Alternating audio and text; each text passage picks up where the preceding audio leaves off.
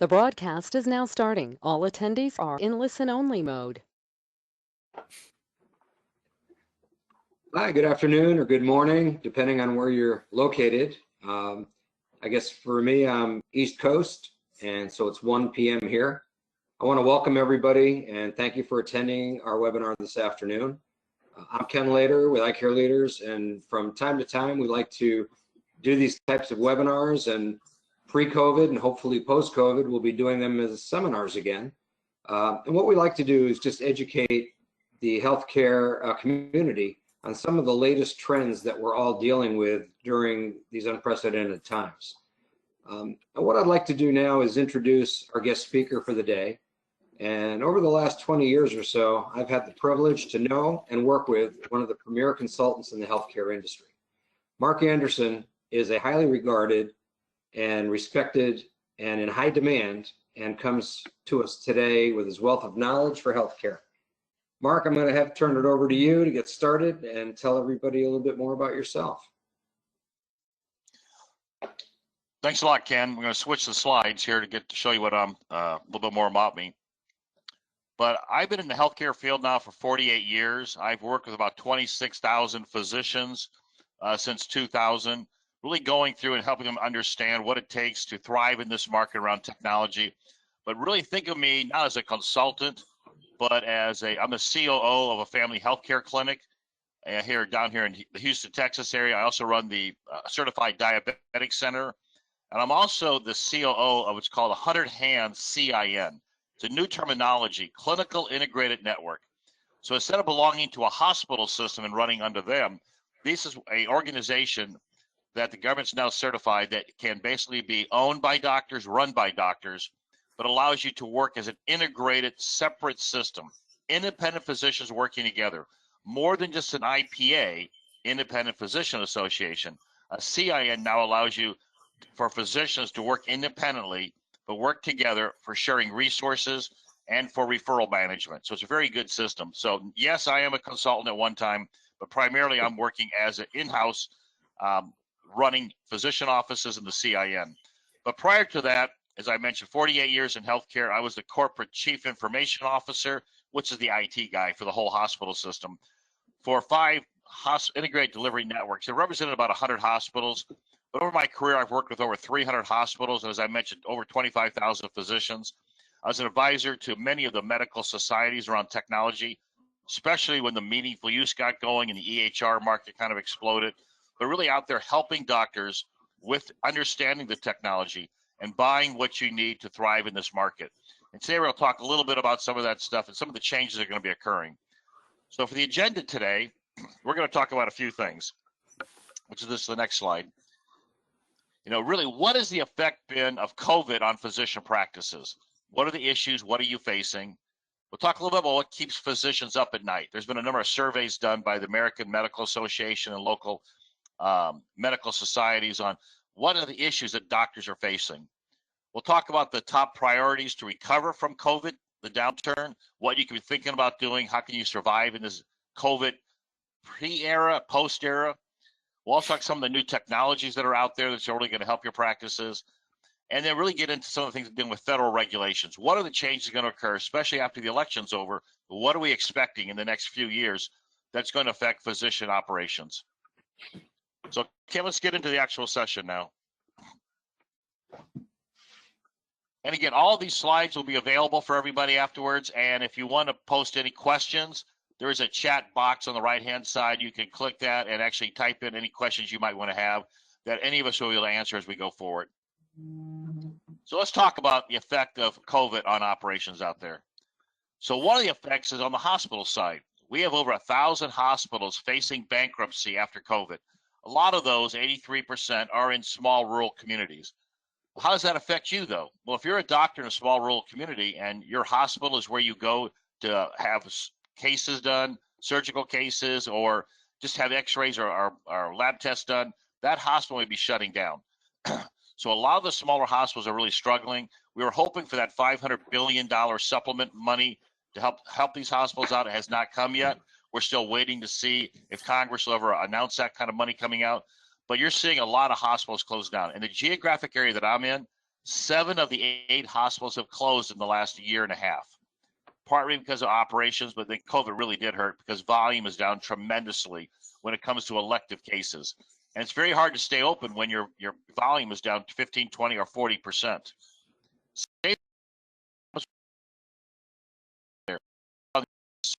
Survey I saw, about 120,000 physicians have closed their offices during COVID. Doesn't mean they're permanently closed, but here in Houston, we had 10,000 physicians close their offices during from the I'd say March timeframe through October. They were all closed down.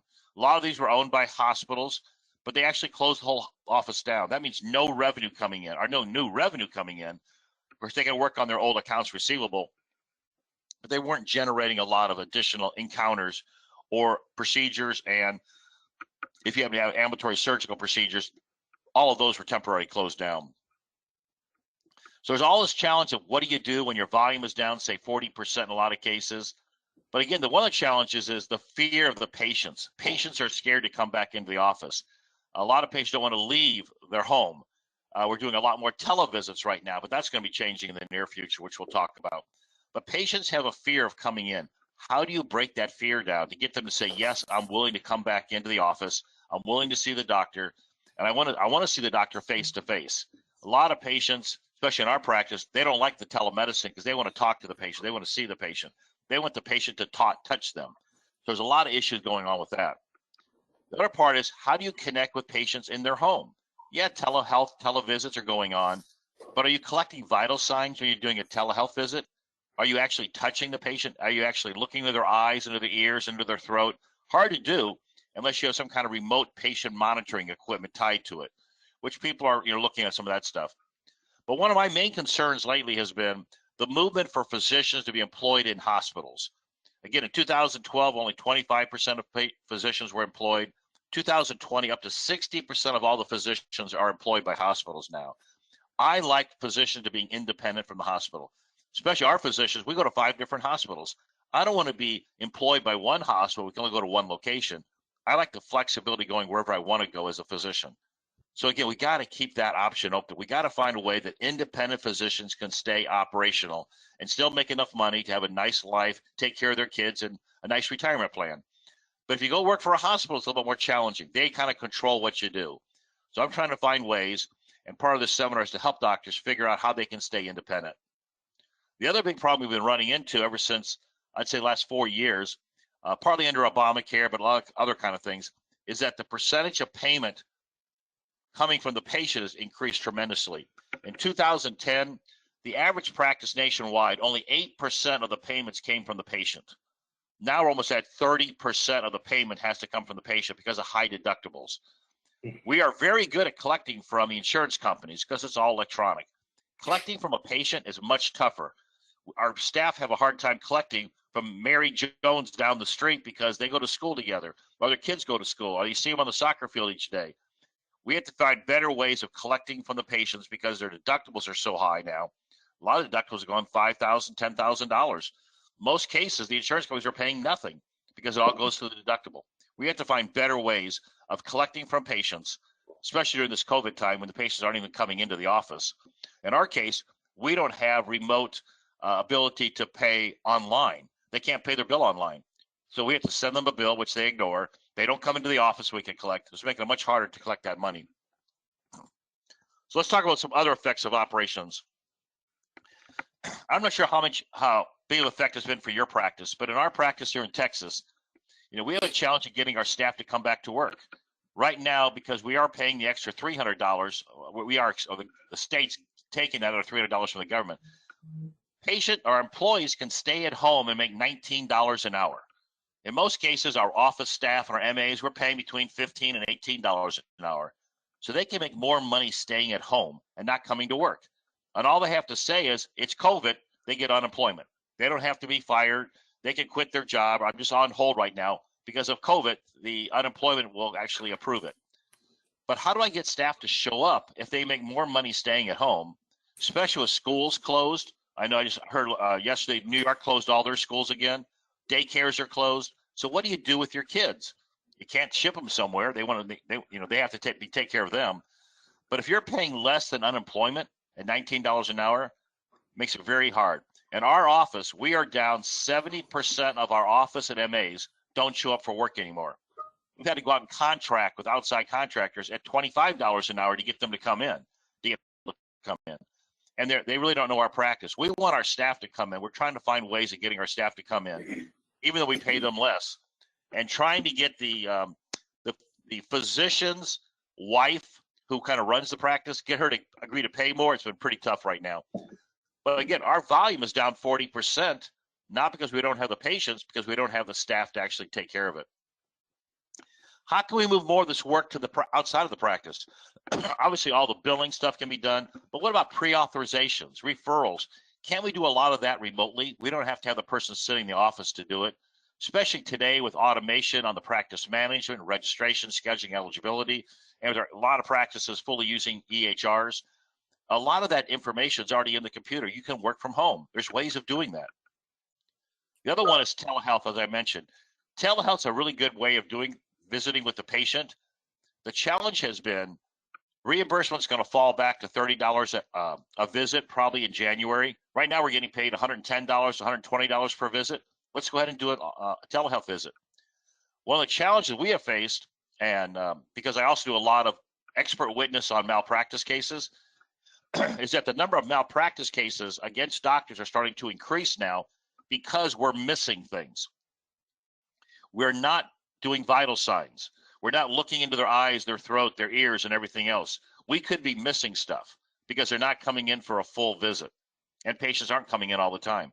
What happens if you miss a diagnosis because the patient's not in front of you, and all of a sudden 2 months later they find out it's a big issue? They've got cancer and you didn't catch it, because you can't catch it if you're just seeing them through a video like we're doing today. And then again, how can I convince patients to come back to work? Come back in. We're going to take care of you. There's ways of doing it. You implement all the procedures where you got 6 foot difference. Everybody has to wear a mask when they come in. In our location, we basically, the patient comes in, checks in, we ask them to go out and sit back in their car, and then we'll text them as soon as they're ready to come in. Our goal is to get everybody in within 10 to 15 minutes. But lately, sometimes it's been an hour they have to wait before they get in because of other issues going on. Have the staff to get everything prepared. So better to have them wait in the car than in the waiting room. And again, as I mentioned, what happens if you're missing some of these diagnostic codes because you're not really seeing the patient that often? A televisit's not bad, but it does not allow you to create a lot of visibility with the patient as far as vital signs, unless you have remote patient monitoring. We're going to talk about that in a few minutes on what other services you could do to help bring things in. So let's really talk about some of the priorities out there on technology. Realistically, there really is no changes in technology right now unless you don't have telemedicine. But most of the practices out there that were looking at new technology, or hospitals looking at new technology, all those projects have been delayed. So a vendor side, they're struggling because they're not making money because we're not implementing these systems as fast as we were prepared to do. Everything's been kind of put off. And again, think about the MIPS. MIPS is still going on. You still got to report the data. But how can you find an organization like your software vendor that can really help you with MIPS? A lot of the vendors out there basically provide you a MIPS calculation. Their software does it, but do they really help you on the reporting side, help you get ready for that? You really need to find a company that can really help you manage the MIPS every year, especially during COVID, because are we really doing everything we should be doing?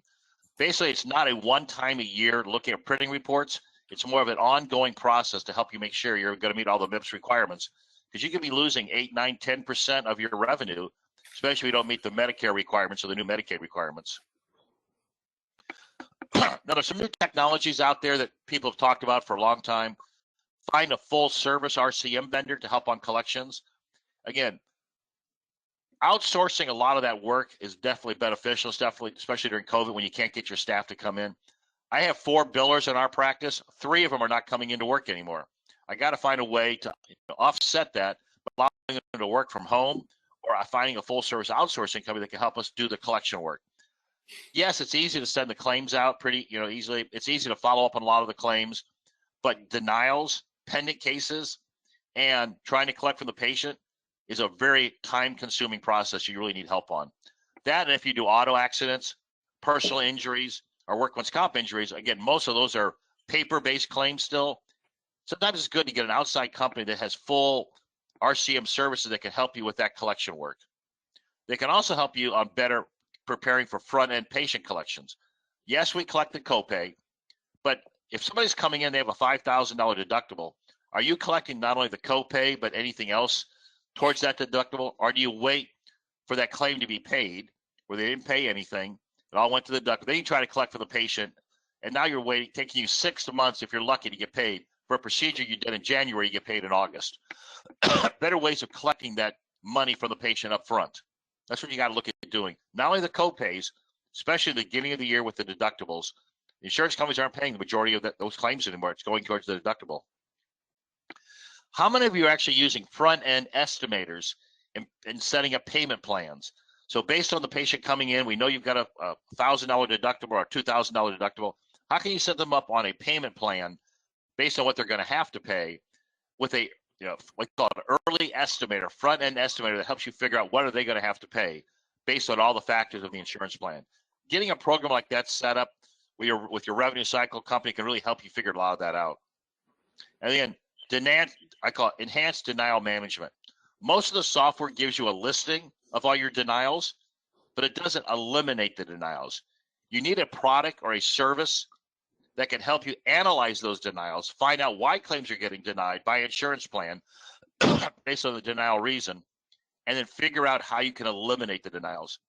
In our practice we went through, I was able to eliminate 80% of the denials we were having by analyzing why we were getting the denials and going back in and changing the system, putting new alerts in the system to eliminate those denials. It really helped our financial improvement, because a denial means no payment, and a denial means if you don't respond within a specific period of time, you're not going to get paid anything. So it's important to really make sure you eliminate denials, not just work them. You're gonna have a cough, obviously. And the other thing to think about now is moving to a value-based reimbursement. The industry is moving away from fee-for-service and going to what's called value-based reimbursement. We call it population health, the 360 view of the patient. We need to know what's going on with that, because again, Medicare has already stated they're going to move 50% of all payments to value-based, which means you're not going to be getting paid based on seeing the visit. You're going to be paid based on helping somebody become healthier and more stable. And we'll talk a little about that in the in a couple more slides going forward. So again, kind of summarizing that part and talking a little things. What is your priorities for 2021? Continue to implement certain technologies that improve financial positions. And again, that's pre-collection work. Make sure you're checking eligibility on every single patient and tight controls over denials. And also I'll include in there working with whoever your collection group is, your insurance group, on how do you collect from the patient. Because again, that's becoming a bigger problem. Bigger percentage of money has to be collected from the patient. Think about chronic care management. So it all depends on what specialty you're in. But chronic care management, they're paying up to $600 per year per patient for tracking chronic conditions. This is over and above your average encounters that you have. There's new programs out there. The Medicare started with it. Now Medicaid's doing it, and most of the healthcare plans are doing it. The people with the major chronic diseases, diabetes, heart disease, asthma, obesity, those kind of things, they're paying money to practices, and there's certain CPT codes assigned for that, for doing chronic care management, basically tracking the patient. And the majority of this work can be done by an MA or a nurse. And all you have to do is kind of review it and then obviously send the claim in for that.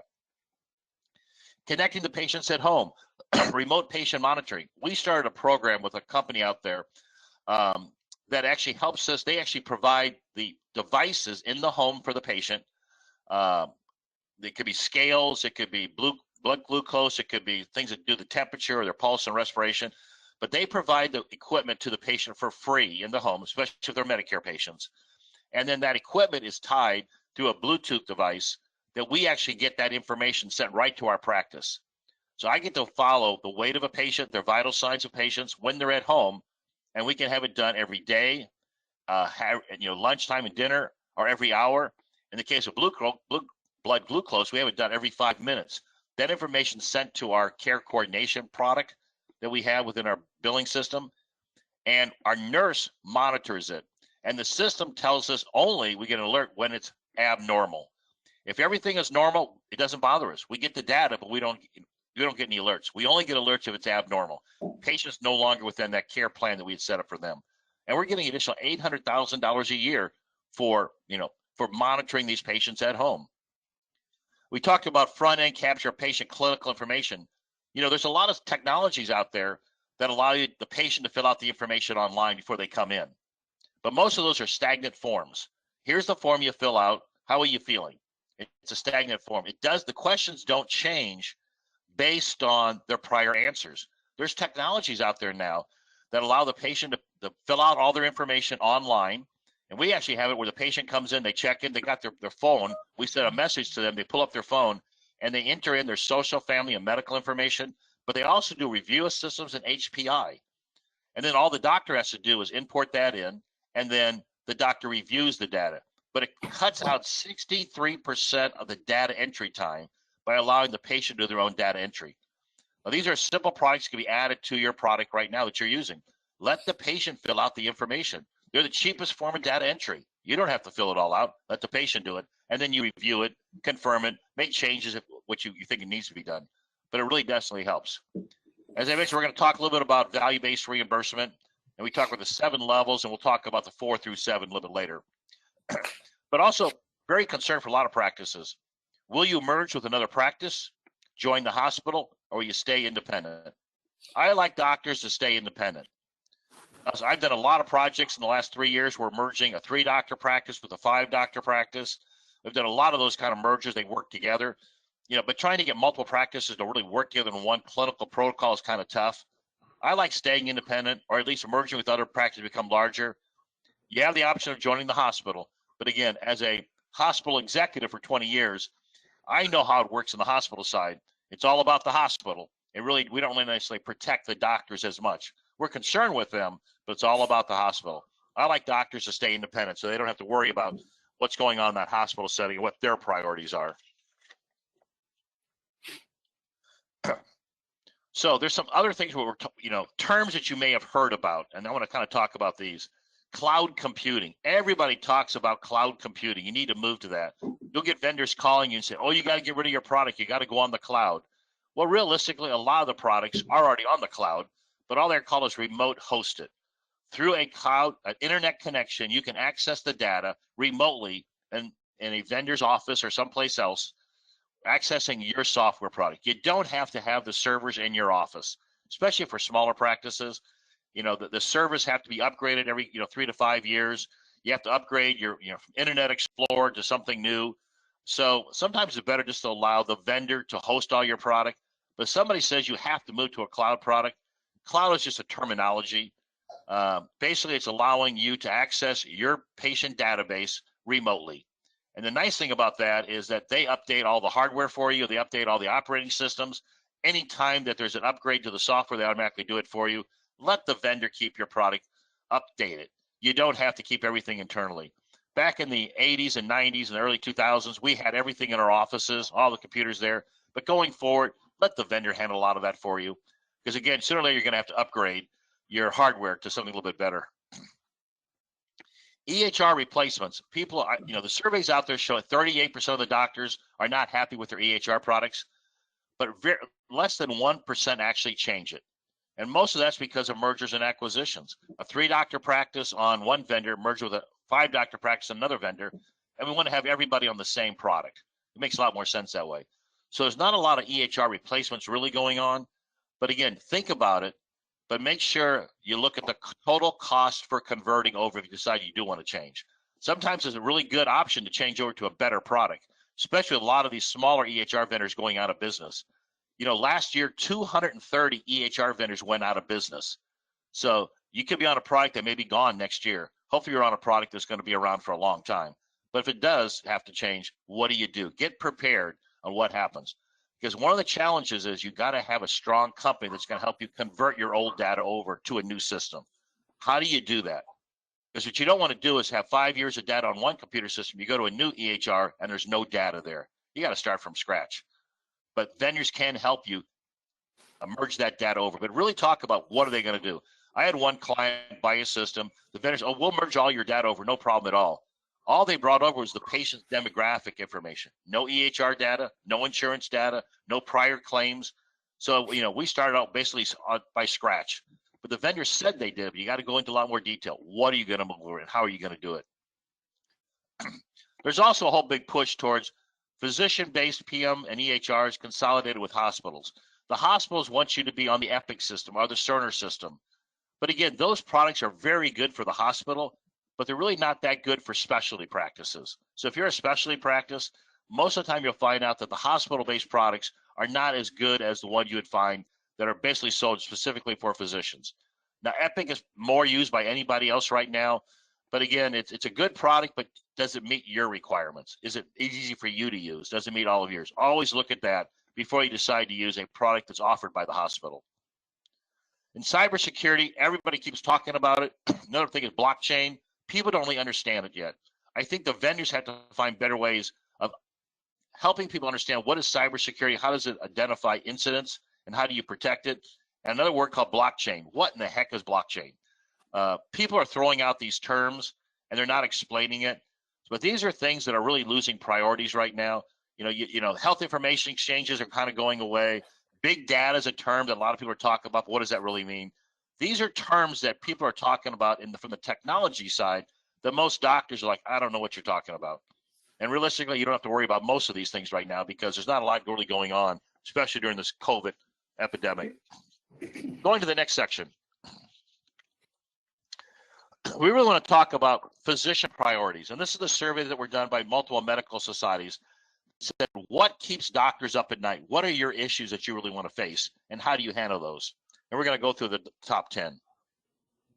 So 62% of all doctors in the surveys were worried about reimbursement models going from fee-for-service, which was 95% of all payments in 2015, to value-based reimbursement, which is at 18% in 2019, but it's supposed to be at 50% probably by 2020-21. What happens when that occurs? How do I contract with that? What happens to those patients? They get assigned to somebody else. It's a big problem. Sometimes doctors need help understanding what's going to happen, what's going to change. And that's where your vendor should be helping you figure a lot of that out. Get a full service vendor that can help you understand the changes from fee-for-service to value-based reimbursement and how it's going to affect your practice. We've already talked about 58% of the doctors are really worried about high deductible plans, causing the patient to pay a much higher percentage of the money. Again, they're paying 5.8 in 2010, 35% for a lot of programs now in 2019. Going forward, it may get up to 50 or 60% the way it's going. How do you collect from the patient? You need help on that. Don't try to do it by yourself. Another 42% definitely have problems with denials. Denials have increased from 12% in 2010, 33% in 2019, and typically it costs about $25 in labor costs to handle each denial you have. Again, to me, a denial is something where the computer didn't catch the problem. You can go in with your vendor that you work with and figure out how to eliminate those denials. Again, our denial rates are down to about 4% now, much lower than most practices because we analyze the denials by insurance plan, by denial reason, and we went in and fixed the problem. Don't just work the denial, fix the problem itself. The next set of three is 38% are not happy with the EHR selection, as I mentioned before. Too time consuming and lacks a lot of value. Okay, yeah, the EHRs provide a lot of data, a lot of information for you, but we've done the time and motion studies. It takes 9 times longer to enter the data into the EHR than you used to do it dictating or that when you would actually use handwriting. But you get a lot of value out of that because it does, most of these systems will do the coding for you, help you with all of that. When organizations need that data, we can exchange the data. Especially you think about 70% of the data you have in your EHR has been captured by somebody else. Wouldn't it be nice to have that family practice send you that data over where you don't have to ask that same patient information? Data interoperability and EHR interoperability is right around the corner. So it's good to have it, but right now it's kind of frustrating to most doctors. But when you start sharing data, it's going to make it a lot easier. 30% of the practices are worried about non-compliant patients. I tell the patient to lose weight or to exercise and they don't do it. What do? Have you ever fired a patient from your practice? Some practices are thinking about doing that now because their overall calculation as far as value in the insurance plan is based on having you meet certain requirements. And if the patient's not compliant, it hurts your overall value with the insurance plan, especially with Medicare and the QCM and all the quality values that are out there. You got to come up with a plan on how do you deal with patients that are not going to be compliant. It may not affect your revenue today, but definitely in the next 4 to 5 years, it's definitely going to affect your value with the insurance plans and Medicare when it comes to quality. They're going to assign patients based on quality. And if your quality is hurt because of non-compliant patients, it's going to hurt your business. As we already said, 28% of the doctors are looking at becoming independent. Do they stay independent or join the hospital? As I always say, stay independent if you can, or merge with other doctors, because everybody's pushing towards larger physician practices. The larger you are, the better chance you're going to get a contract with a healthcare insurance plan. Government's really pushing to get away from independent physicians, which is a shame. We need to keep independent physicians, but the government, Medicare, CMS, is pushing towards larger practices. When we go to value-based contracts, most of those are going to go to larger practices. Be prepared. Figure out how you can become either jointly affiliated with a larger group. And realistically, I would not go work for the hospitals, although I used to work in the hospitals, so you're supposed to. But I like staying independent if I was you. And again, consolidating with major payers affecting my income. When two large payers combine and they decide to cut you out of that panel, it causes problems. Down here in Houston, United Healthcare decided they weren't going to work with Methodist Healthcare System. Methodist has 9,000 doctors. Overnight, they lost that contract, which means all the patients that you might have had that were on United could no longer come to you. This is a problem we run into when the payers become bigger and they decide to cut you out of the panel. And that's been happening more and more lately. Now, luckily, Methodist got that contract back after a year after negotiating.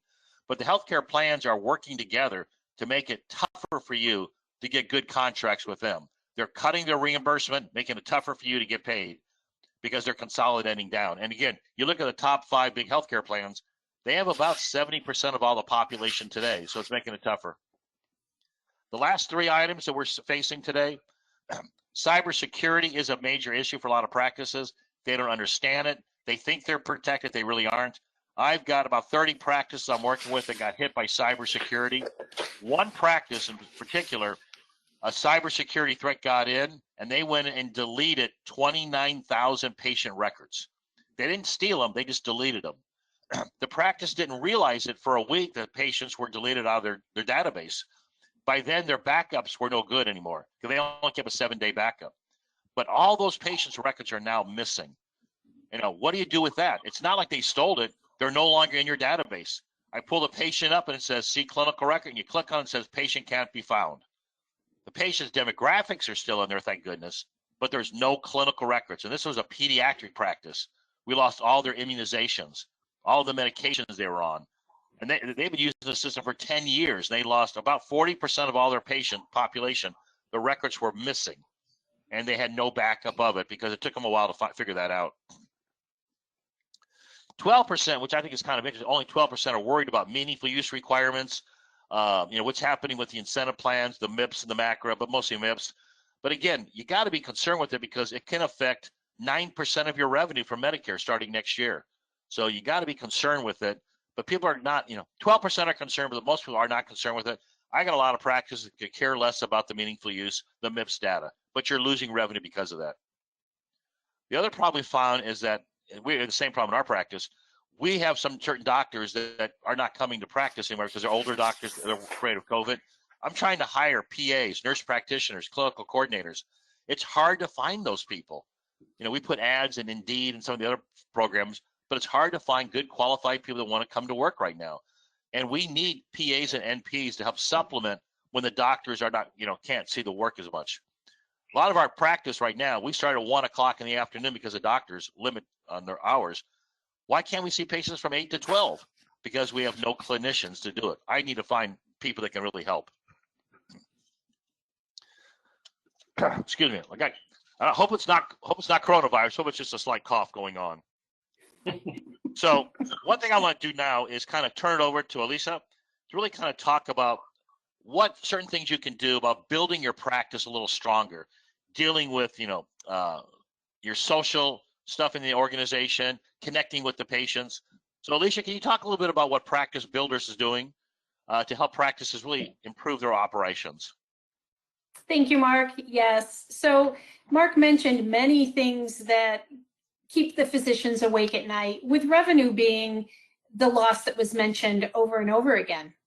So providing consistent and current messaging to your patients is going to be paramount to offset their fears and get them back in the office. Looking at your online presence will be important to your practice, as over 92% of patients are looking for you and at you online. That said, there are many companies that can help you take a holistic look at your online presence. Everything from your website as your business calling card. Is that current? Is it relevant? Is it factual? To your online reputation. Is it such that it will bring patients in the door because they see a high level of trust and endorsement for your practice? With the focus being online, competitive programs for website refreshes, SEO or search engine optimization, all have campaigns, reputation management, social media, they're all available, and we're happy to help with all of these and help you move that needle with your online presence. So with that said, reputation is very, very important. It helps you attract or it will repel new patients. Be on that attraction side. When you start looking at that website, make sure, again, current, relevant, factual. Are you promoting your COVID hours? Are you promoting your COVID protocol for keeping patients safe? And do you have that dedicated staff that augments your team for effective patient acquisition and retention? So bringing them in the door is one thing. Keeping them coming back is another. So with that all said, there are many organizations out there. We'd love to help you. I appreciate your attention to all of this information. And if you have any concerns about your reputation or need assistance, please complete the following poll, and I will take it back to Mark.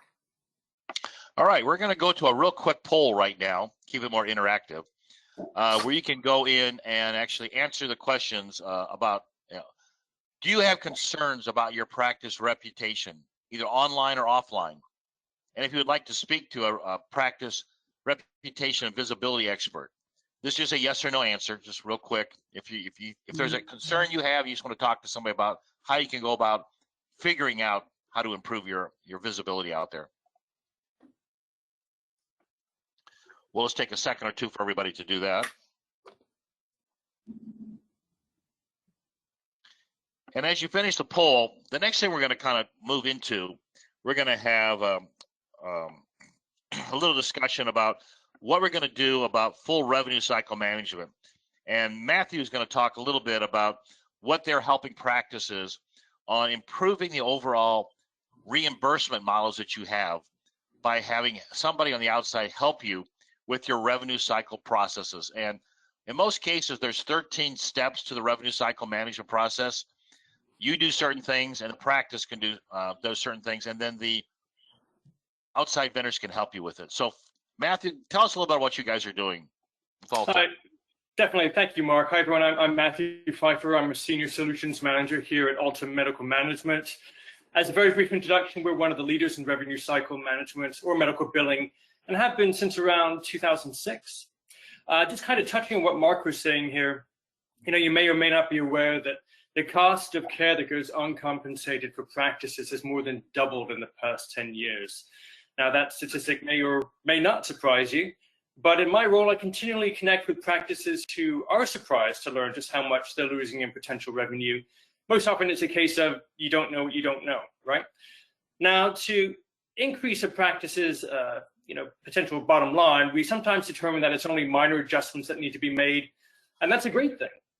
Sometimes it's pretty clear that it makes sense to turn billing over to a dedicated team of experts who are maximizing revenue for practices. And so I wanted to spend my 2 minutes here detailing what you should look for when you're exploring outsourcing your billing. I don't think I'll have time to cover everything here. You can read the screen, but I will touch on what I consider the key points, right? So first and foremost, you want to find a company that's going to be your partner. Emphasis on the word partner here, as opposed to a vendor, right? That ought to be at the top of your search list. You want a company that's going to be able to offer strategic guidance, who excels at great communication with your team, and who's going to provide you, your team, and your patients with a great experience. Another key differentiator, you want a company that provides dedicated account managers and a dedicated billing team. This should be pretty straightforward. You want the same people overseeing your practice and the same people working your claims, right? When you have questions, the last thing you want to do is call in and wonder who's going to answer the phone and if they even are familiar with your account. You'd be surprised at how common that is, actually. Also, you want a group that's full service rather than having to assign different parts of your billing to different companies. Now, maybe at the top of everyone's list, and I would have to presume this is 99% of the case, you want a company who is thoroughly dedicated to your practice's profitability. And this, sadly, is not always the case with medical billing companies. At least half going on, it's basically because they're ending their relationship with a different provider because their average earnings per visit is low. Either they're not staffed appropriately, or the billing company is lazy, only working the low-hanging fruit. And if they're going to be average or below average, what's the point? You're missing out on so much opportunity there. Also, it's important your RCM partners should be selective in whom they bring on as a client. They should ask you a lot of great questions up front to determine fit. And I'll say this, be wary of choosing a company based on rate alone. Remember that you get what you pay for. We continually win against companies that offer extremely low rates, ultimately because the quality of their work itself is low. Ask that company what their average earnings per visit is for comparable practices. They should be able to tell you that. Just something to be mindful of there. So there are other differentiators that I'm not covering today for the sake of time, but to summarize, your RCM partner should have three primary goals: to increase revenue for your practice, to provide strategic guidance while removing the administrative burden of billing for the practice, thus allowing you and your staff to focus solely on patient care, and to provide your practice and your patients with a great experience. So if you're interested in receiving a courtesy audit to see if outsourcing your billing makes sense, I think Mark's going to show another little questionnaire here for you. So Mark, back to you. Yes, so we have another poll. If you'd be interested in receiving a courtesy audit to see if outsourcing your billing can help your practice, please answer one of these questions. And as you're looking through this, I'll just give you a hint. We just got done doing our audit in our organization. The billing company that we use today, we thought was doing a pretty good job, although we saw our revenue kind of going down. We used to assume because of COVID.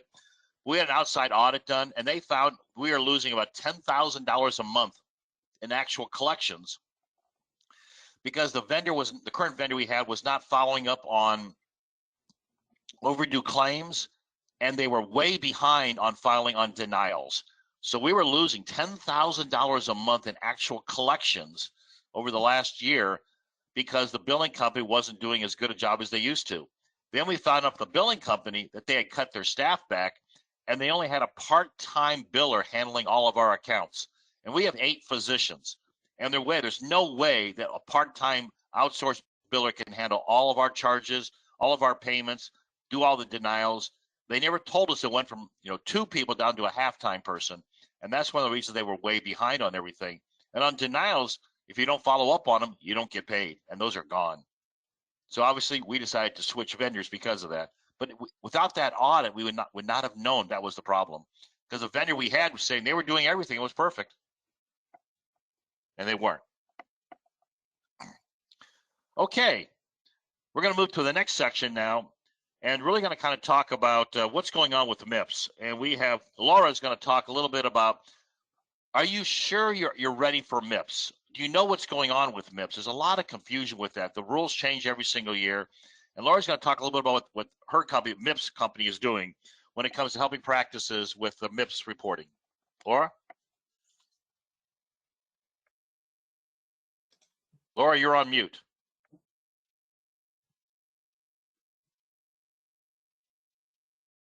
My apologies.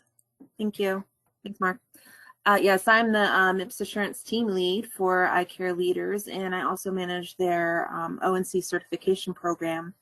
So I've had quite a background in the regulatory management.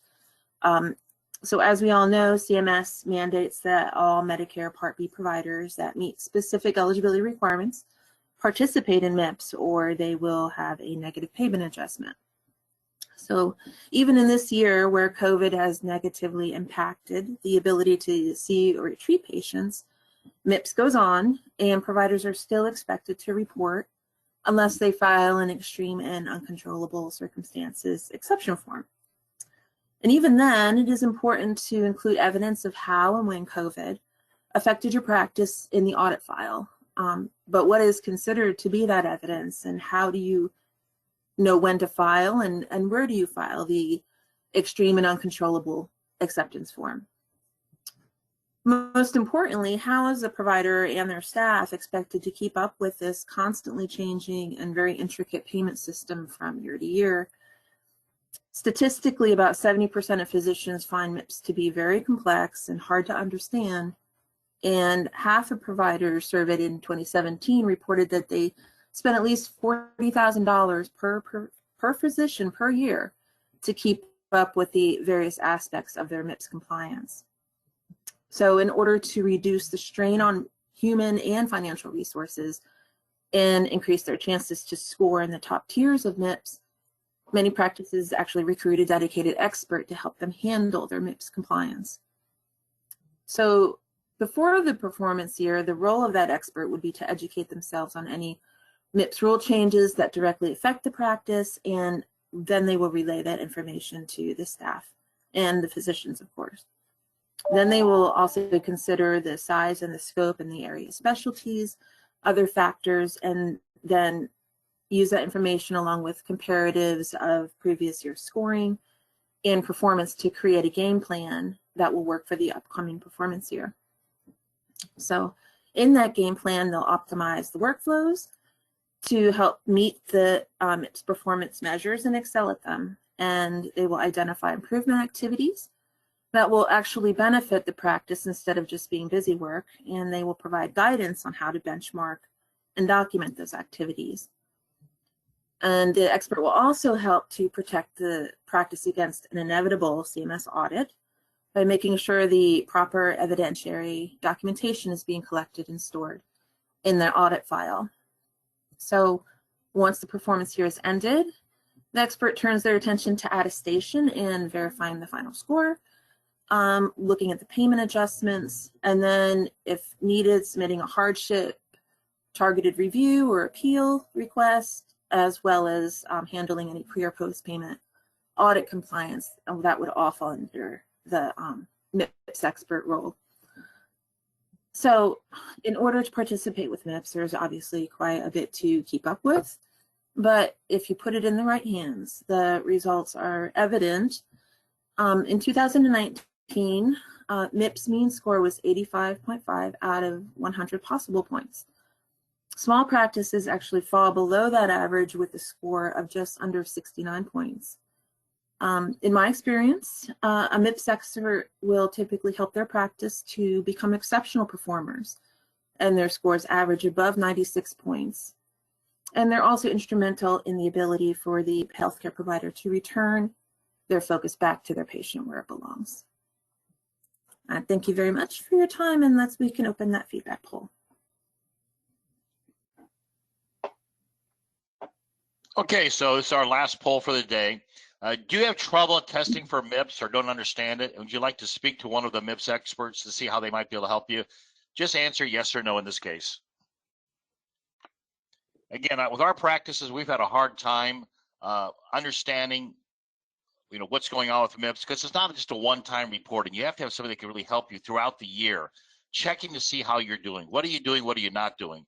So it's not a one-time reporting. You really need somebody that can help you look at what your data is, see how you're doing throughout the year, so you don't wait to the end of the year and say, whoops, I've missed the MIPS requirements. I should have collected additional information in the last 10 months. Have somebody actually go through and do an audit and help you understand what the requirements are.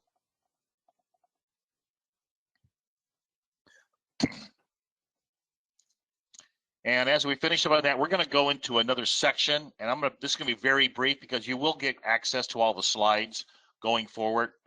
We're going to talk a little bit about fee for service and moving to value-based reimbursement. But as I mentioned, because of timing, I'm going to go through this pretty fast because you will have the slides, and you can always call and ask us if you have additional questions with fee for service, moving to value-based reimbursement. So the next slide. So what is value-based reimbursement? VBR is what I like to call it. Basically, healthcare is moving to accountable care for patients with chronic diseases. Initially started with Medicare, with CMS establishing accountable care organizations, ACOs, And now we have CINs, clinical integrated networks, that you can basically work on a lot of this stuff. But basically, the payments are going to be based on quality and outcomes. They're going to pay $800 a month, as an example, to handle a diabetic patient, or maybe it's $1,000 a month. But that money goes to a healthcare organization, typically a hospital, an ACO, or a CIN, and they'll get that money. And then they'll determine how they're going to pay the doctors for that work.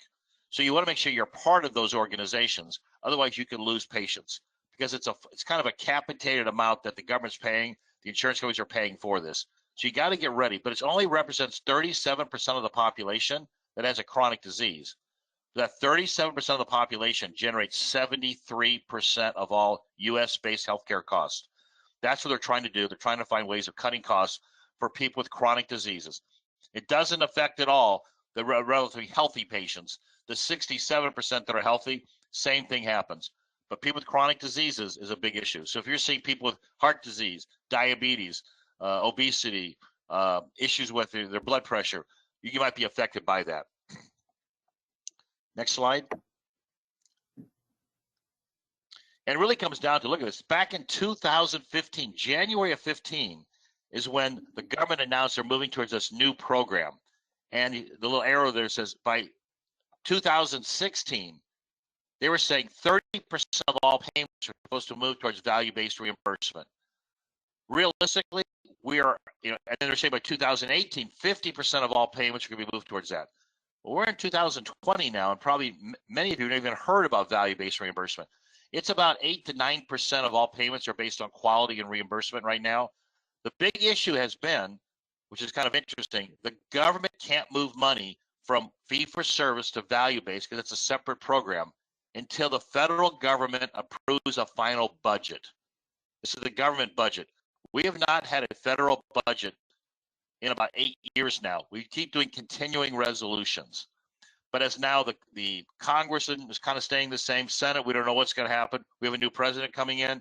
Everybody agrees we need to move towards this model, and we may see this model move much faster going forward.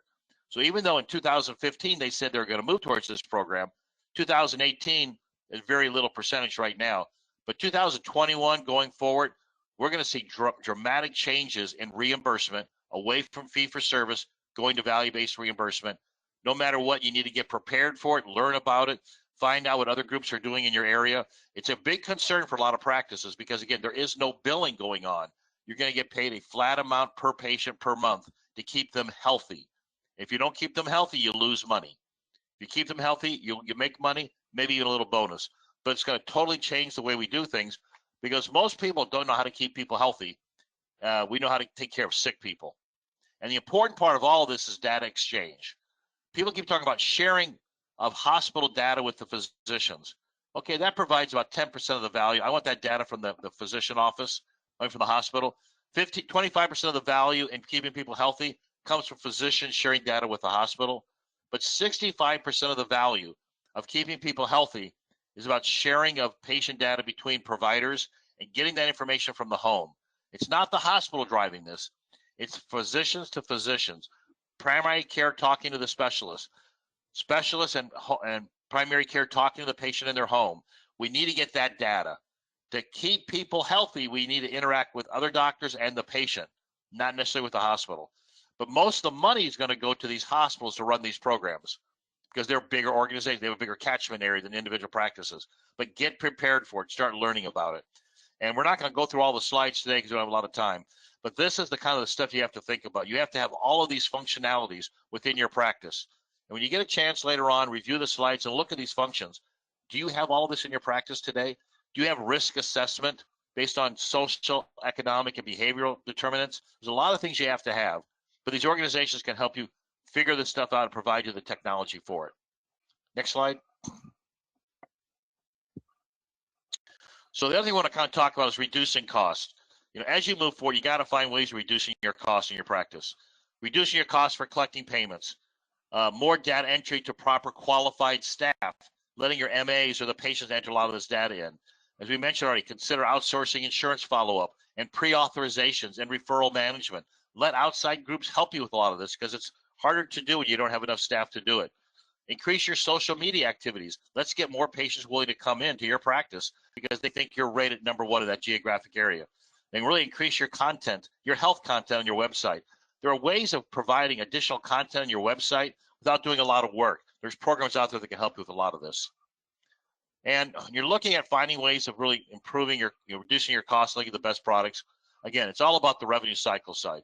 Front-end data collections, estimators, patient payment plans, eligibility thing. Make sure you do a lot of that kind of stuff.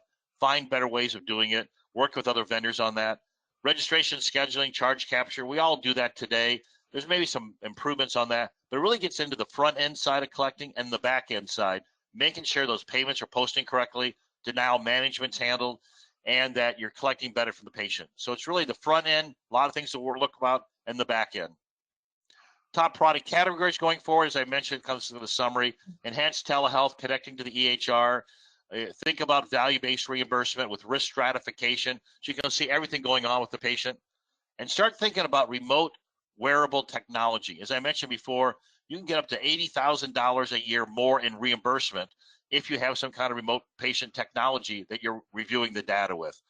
A lot of things you can be doing, but main thing you should be doing is engaging with your patients and consumers and their families. Stay connected with them, not necessarily through email, but stay connected through your office staff. Keep those patients engaged. That's the best way to keep your practice going. And kind of wrapping up, federal regulations. There's not a lot of things going on, but what's the next pandemic going to be? Will coronavirus be around for another year? Will coronavirus 2 come? Remember, flu season is just starting right now. So we got to make sure we're protecting for all that. But get prepared in case the next pandemic comes when they're telling you to close your offices down. What happens with that?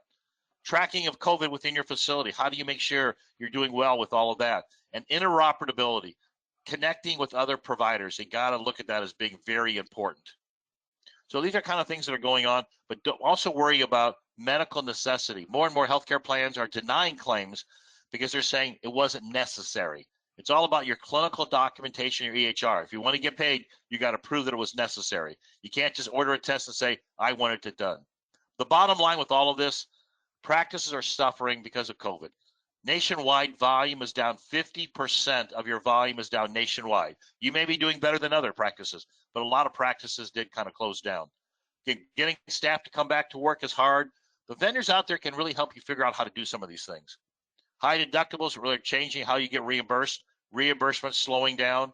And again, if you've got less patients coming in, reimbursement slowing down, very hard to stay operable out there in a financial position. So again, think of social media outreach out there, outsourcing some of that labor-intensive procedures you do. Keep looking at telehealth and changes that are going to occur. And think about, start planning for, are you going to merge in the future with other practices? Are you going to get bought by a hospital? Start thinking about those processes because it's important to know what you're going to do. And if you're thinking about changing software, talk to vendors about that. Talk to experts in the field about changing software because that's a tough one to do. We wanted to provide information about who the speakers were today and their contact information. We all work with different companies. This is kind of a collaborative group of people that came together. But this is our contact information. Go ahead and call us or email us. Again, I'm a consultant. I run practices, but I take calls all the time. I help a lot of practices out because a lot of the medical societies ask me to do that. But there's also some really good people here that can help out. Ken Leitner on EHRs, talking about your online presence with Alicia, Matthew with Revenue Cycle, and Laura Dick talking about MIPS. With that, I'm not sure how much time we have left for questions, but we're going to open up for any kind of questions if you have any. I'm not sure if anybody entered any questions, but on the right-hand side it says chat. There's a little arrow there where you can ask any specific questions. Or again, you can always contact us later for additional questions later on. Thank you, Mark. Thank everybody for joining. Thanks, Mark. Really appreciate your attendance today and helping us out with this. And again, if there's any questions, we'll hang out here a little longer and see what we can do to get them answered for you. You can always just send us a text message to our phone or call us or email us if you have additional questions, especially with anybody that answered the poll questions. We will be getting back in contact with you to help you figure out how we might be able to help you with some of those poll questions.